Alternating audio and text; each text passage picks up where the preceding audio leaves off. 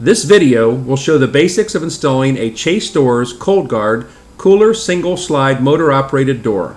It will also be helpful for freezer door applications. Please read and understand the installation instructions. This video is not intended to replace that manual, which includes important safety information.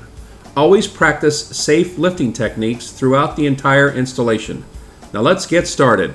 Installation will require the following tools: pry bars, C-clamps, wrenches, hammer, electric drill, vice grips, drill bit set, hammer drill, level, rubber mallet, tape measure, utility knife, caulking gun, tin snips or scissors, and optional shims.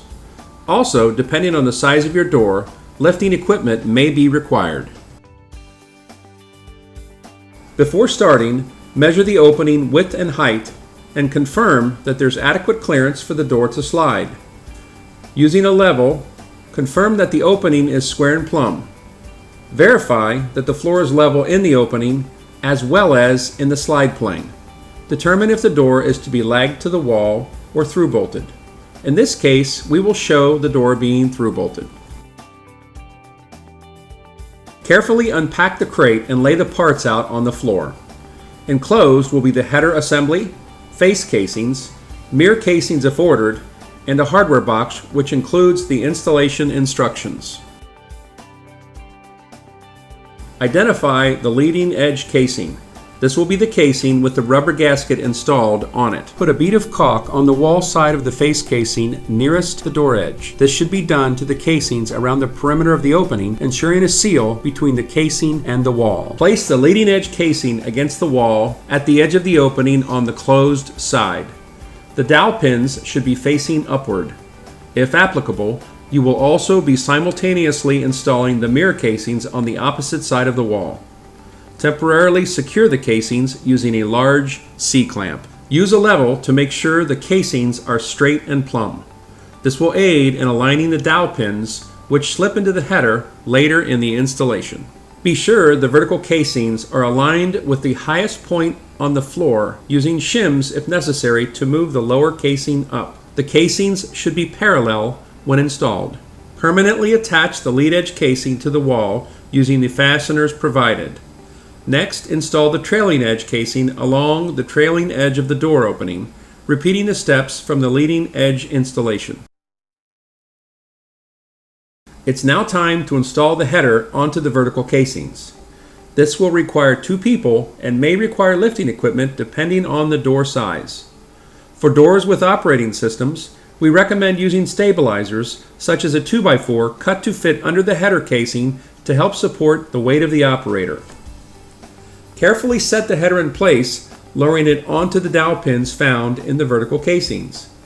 As with the vertical mirror casings, the header mirror casings should be aligned on the opposite side of the wall when applicable. At this point, it may be necessary to adjust the position of the trailing edge vertical casing slightly to align the pins. If adjustment is required, loosen the fasteners on the trailing edge casing and gently tap on the casing to align it with the pins on the header so that it drops into place. Don't forget to retighten the fasteners after adjusting them once this is complete. Check to confirm that the header is level. When doing this, place the level on the top of the header casing and not on the aluminum track, as the track is sloped. There are 2 rows of fastener holes in the header, one going through the track and the other just below it. Drill and install 3/8 inch fasteners in all of the holes. Tighten the fasteners, using caution not to over-tighten and distort the header or mirror casings. Confirm that the vertical casings are still plumb and install any remaining fasteners. Once you've installed all of the fasteners, be sure and clean any debris left in the track from drilling the holes.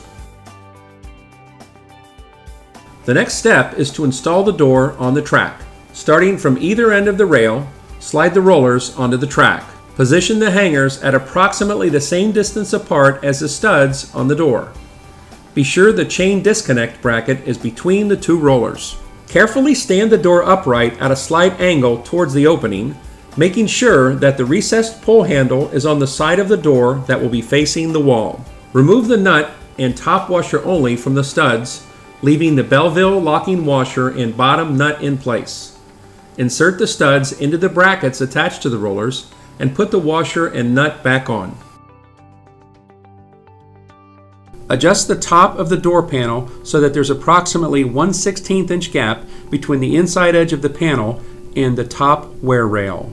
Snug the nuts onto the studs. The next step is possibly the most critical when installing Chase cold storage doors. Unlike traditional cold storage doors with down and in motion, Chase uses a 3-point system which eliminates premature wear of the gaskets. This system consists of 2 rollers and the floor guide, allowing the door to seal properly and operate easily. Next, we are going to install the floor guide. This should be done with the door in the closed position. Place a straight edge under the door so that it's against the edge of the opening. Push the door in towards the wall so that it just touches the wear rail. With the Chase ColdGuard door, you do not force the door tightly against the casings. Slide the floor guide into the channel under the door so that it touches the straight edge. Mark the slotted holes so that the anchor will be installed in the slots as far away from the wall as possible. This will allow you to properly adjust the door for adequate clearance. Drill the floor for wedge anchors at the spots previously marked. Install the anchors into the floor. Tighten the nuts. Following this procedure should give you the correct clearance between the door and the wall and allow for adjustments if necessary. The next step is to adjust the door so that it seals on all 4 sides. Loosen the nuts on the hanger brackets and adjust the door panel so that it seals properly to the leading and trailing edge casings. The door should be parallel to the seals from top to bottom and have consistent pressure. You may need to adjust one or both of the hangers to achieve this. The door should also be adjusted at this point so that there's adequate seal to the floor. If the door needs to be moved up or down, make sure that the adjustment is consistent from side to side, maintaining equal pressure against the vertical gaskets. Once all of the adjustments have been made, make sure that all fasteners are securely tightened. When tightening the nuts on the roller bracket, hold the bracket so that the roller is aligned properly with the track. Check to make sure that the door is sealed on all 4 sides. The top of the trailing edge gasket should now be carefully trimmed so that it notches around the horizontal wear rail. Make the final adjustment to the gasket squares on the leading and trailing edge of the door panel. Both top corners have an adjustable square seal. Loosen the 2 screws and adjust the gasket so that it fits tightly against the wear rails. Remove the 4 fasteners at the top of the door. These will be used for installation of the disconnect assembly. Make sure the disconnect assembly is disengaged from the drive chain so you can align the disconnect bracket with the fastener holes. Once in the correct position, reinstall the fasteners and tighten them securely.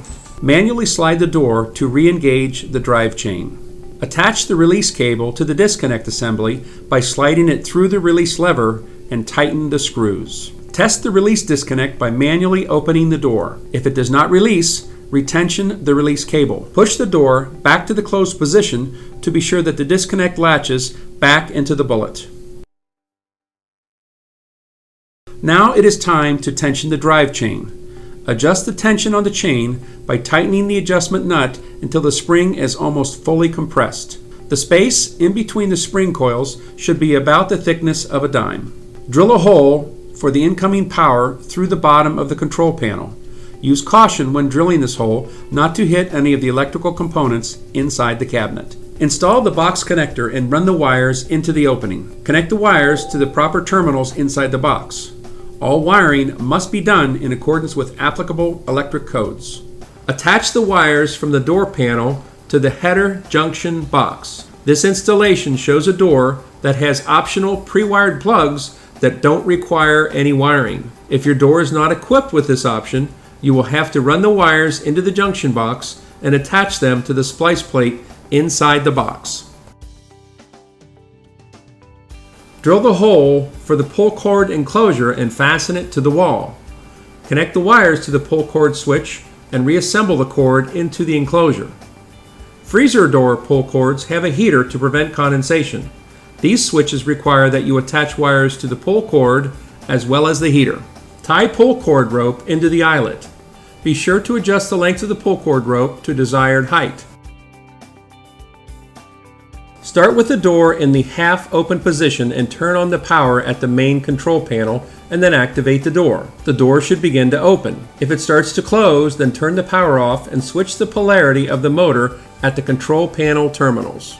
Turn the power back on and confirm that the door is operating in the correct direction.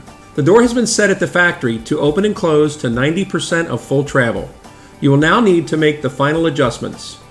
Adjust the limit switches in small increments until the door travel is correct. Be sure that the door opens to clear the opening and closes and seals properly. Cycle the door several times to confirm proper operation. Check the reversing edge operation. When the reversing edge is activated, the door should stop and then reopen. Replace all covers. Cut off excess studs on the mirror casings and install caps. These caps help prevent thermal transfer and provide a cleaner look. Install these caps on the face casings and mirror casings when applicable. Remove any protective coatings on the door. Use a clean cloth to wipe away any grease or debris left from installation. We hope this video was helpful. For more information on Chase products, visit our website at www.chasedoors.com.